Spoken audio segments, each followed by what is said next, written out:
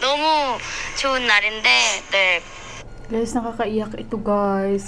Nagising ako alas 2 at ayun, nung nagising ako alas 2, syempre hindi maiwasan, mag-scroll tayo. So ito yung nakita ko kanina. Oh my god guys. Umiyak ako ngayon ko lang ito makikita ang kanyang buong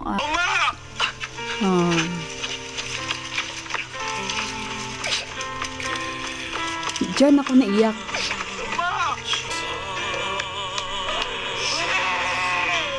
Grabe guys.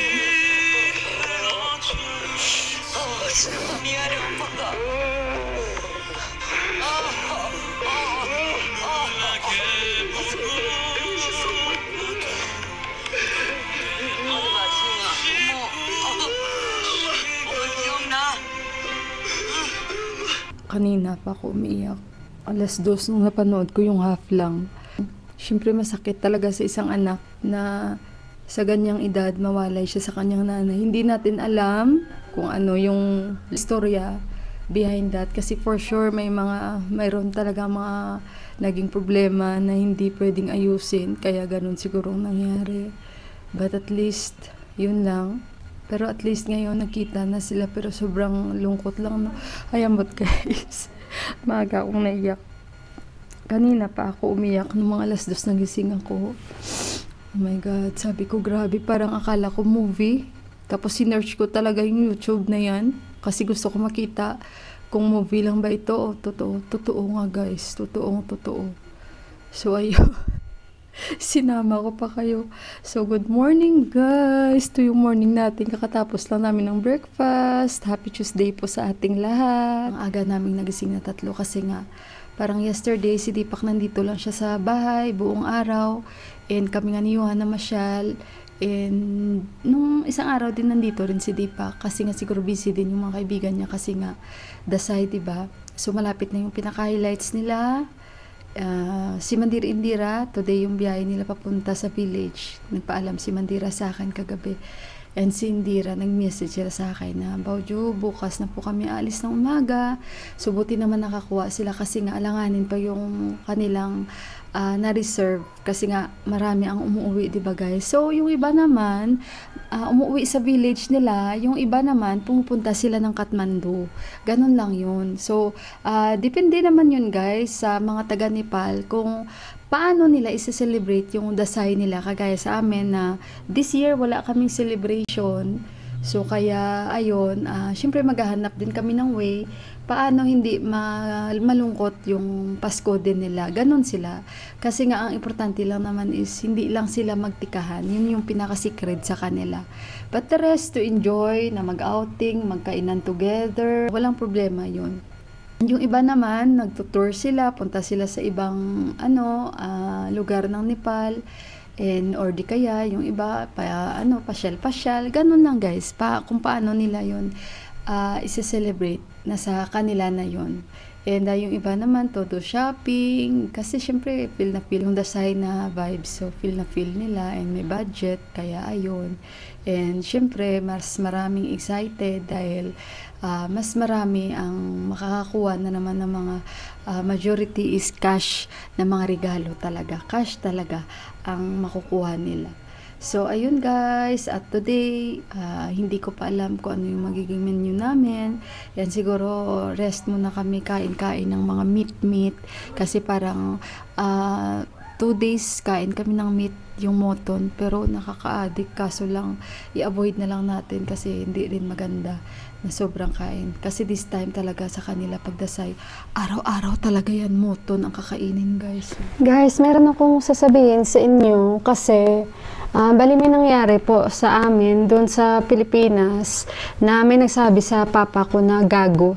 Kasi yung kapitbahay ng ate ko, kasi nga 'di ba yung papa ko nakatira siya ngayon sa bahay ng ate ko kasi nga walang may nakatira doon. So bali doon mo pinatira ng ate ko since ayaw ng papa ko tumira sa lumang yung bahay namin. At syempre malulungkot siya. Marami ba siyang memories na makikita. So, ang ginawa namin guys, sa lumang bahay namin, pinarentahan namin yun. Ayun, doon na siya sa ate ko ngayon nakatira. Matagal na guys. So, si Papa lang mag-isa dyan lagi. So, ngayon guys, may nangyari na sa kapitbahay, may ginawa sila na, kumbaga, nag-report yung Papa ko sa barangay. Dahil po, ang ginawa po nila, nagpalagay po yung kapitbahay. Alam niyo yun guys, pag umulan, anong tawag doon guys, na dyan dadaan from bubong, parang may maliit siya. Anong tawag doon guys? Drainage ba yun? Yung ginawa nila guys, di ba parang drainage yan, tapos may parang butas. Yung tubig guys, doon sa loob ng bakuran ng ate ko, pupunta. Bali, yung tubig na yun na pinagawa nila ng drainage guys, hindi sa loob ng bahay nila pupunta, kung hindi doon sa bakuran ng ate ko. Kasi may pader kami eh. May pader yung bahay ng ate ko guys, tapos sila wala silang pader. Parang yung naging pader nila, yung pader ng bahay nila ng ate ko.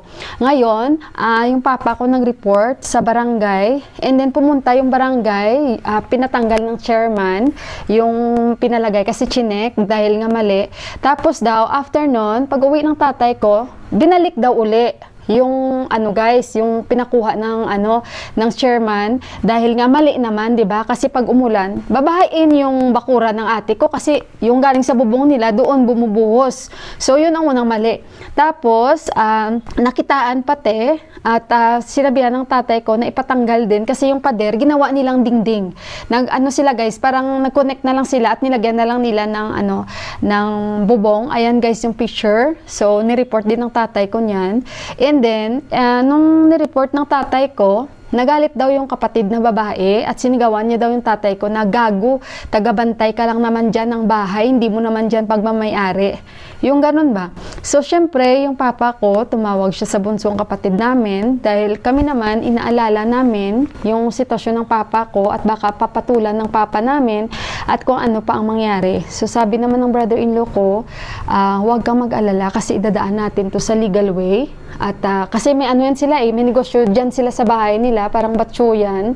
Kasi magkatabi lang guys. Parang nag-ano ko, nanginig ako kasi parang hindi ko matanggap na sabihan niya yung papa ko ng ganun kasi parang ang sakit and matanda na si papa and sila pa yung may mali, sila pa yung grabe na may guts na magsabi ng ganun. And sabi naman ng kapatid ko at ng brother-in-law ko, hindi natin to i-report sa barangay lang, no? Sa barangay lang ang ganitong pangyayari. Kung hindi i-report namin talaga ito sa city para talagang mabigyan ito ng aksyon na legal way. Kasi pag sa barangay lang katulad niyan, sa kay chairman, pinatanggal na yung parang drainage nila sa bubong nila, 'di ba? So binalik na naman nila ulit. Hindi ko talaga matanggap na sigawan niya ang papa ko ng gano'n na sila pa ang may mali. Yung winuworry lang namin, winuworry lang ng kapatid ko, ng bunso namin, is baka papatulan ng tatay namin. May sakit si papa sa heart May heart enlargement si papa. Lalong-lalo na sinigawan siya ng gagawin. Hindi yan ni papa matanggap. Alam na alam namin yan. Kaya sabi ko sa bunso namin, pupunta daw sila doon at tingnan natin. Totoo lang nanlalamig ako guys. Kaya nagre-relax lang ako. And ayan, kaya sabi ko sa kapatid ko, naginip ako na natanggalan ako ng ngipin. Sabi ko sa kapatid ko, wala lang, parang inano ko lang siya, sinabihan. Sabi niya agad sa akin, kinagat mo ba yan sa kahoy? Kinagat mo ba yan sa kahoy bago mo sinabi? So, ayun guys, yung bastos na babae, bastos, kapitbahay yun titingnan natin. Kasi, basta, ayoko munang magsabi. Pero kung pwede naman sana maayos lang. Pero bastos sila guys sa ginawa nila. May mga ipal talaga na tao. Sila pa yung may mali. Imagine nyo yung pader ng bahay ng ate ko. Yung pader. Sila kasi yung walang pader. Inano nila, ginawa nila dingding. Mga walang sabi ng chairman. Ayan guys. So, ayan guys, kinuha ko lang yung glass ko. Ang sabi ng chairman, ayan, advice ko na lang, unahon nila ang tarog, obra, kay amuna ginhalinan sang problema.